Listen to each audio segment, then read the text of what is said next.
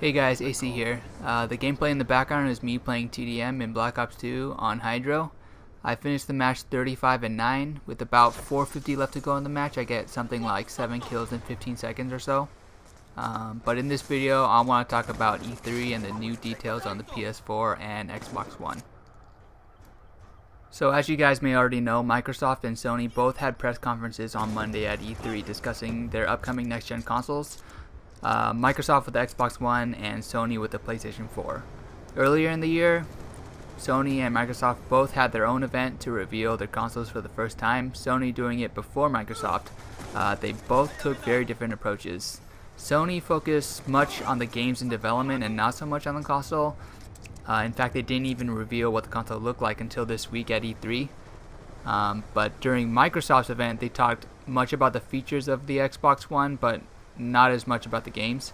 The idea they were trying to get through with the Xbox One is that it's supposed to be like this entertainment console, kind of an all-in-one system, thus the title Xbox One, where you can stream live cable TV without having to switch between your set-top box and Xbox.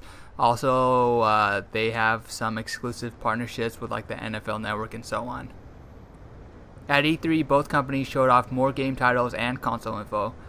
But what the general consensus is between the two systems is that the PS4 is winning over the Xbox One.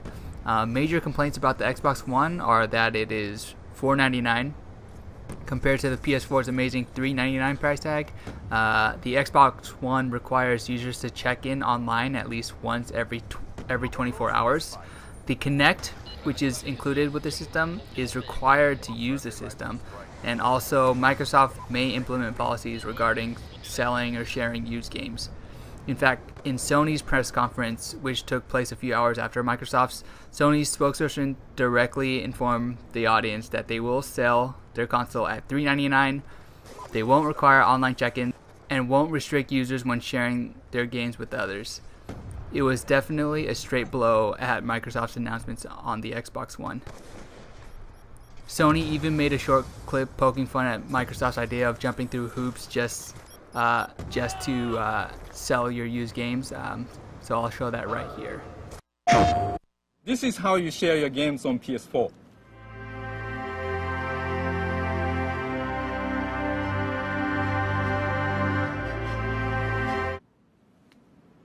Thanks. PlayStation. In terms of the console specs, they are both about even, but the PS4 probably has the slight edge. Both will come with 500 gig hard drives. The PS4 will be replaceable, whereas the Xbox One will not be replaceable, but it will support external USB storage. The only real downside to what was announced at the Sony event is that PlayStation Plus will be required for users to play online multiplayer for $50 a year. But in my own opinion, I think that should work out fine. The 360 already has been doing that with their online membership, and it has worked really well for them. And with PlayStation Plus, you're getting free and discounted content every month.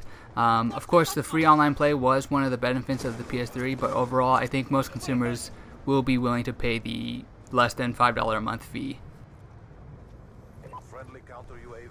So going back to the whole online verifications on the Xbox One, there was an Xbox chief that said the online state of the Xbox One is future-proofing the system, and that they have, and I quote, a product for people who aren't able to get some form of connectivity. It's called the Xbox 360.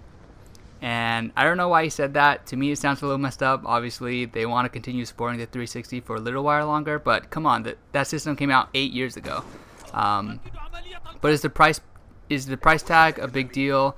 I think the $399 price on the PS4 is great. I think the $499 price tag on the Xbox One is fair.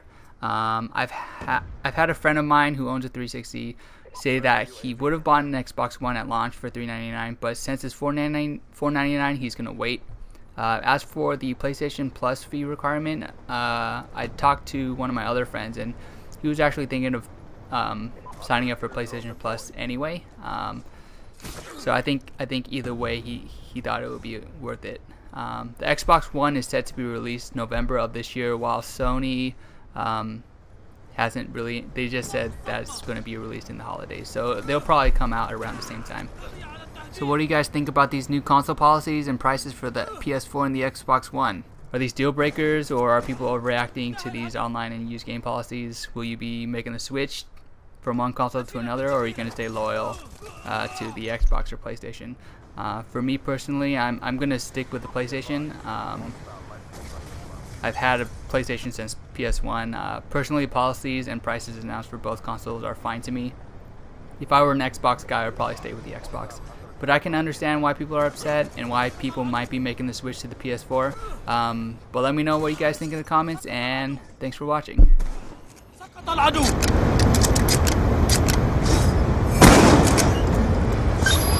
up! Come on, come on!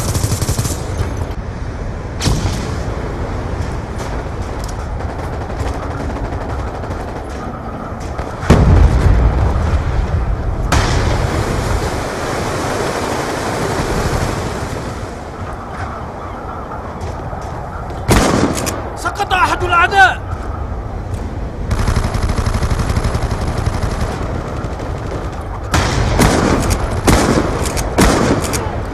Keep pushing them.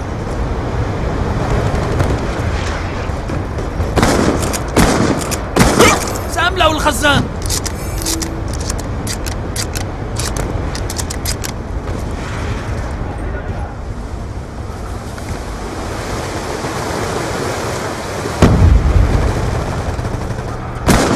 سقط العدو.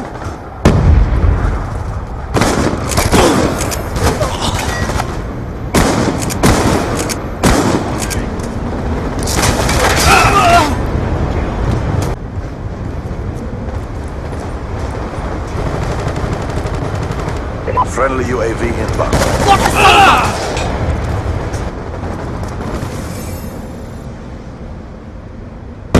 For the cause.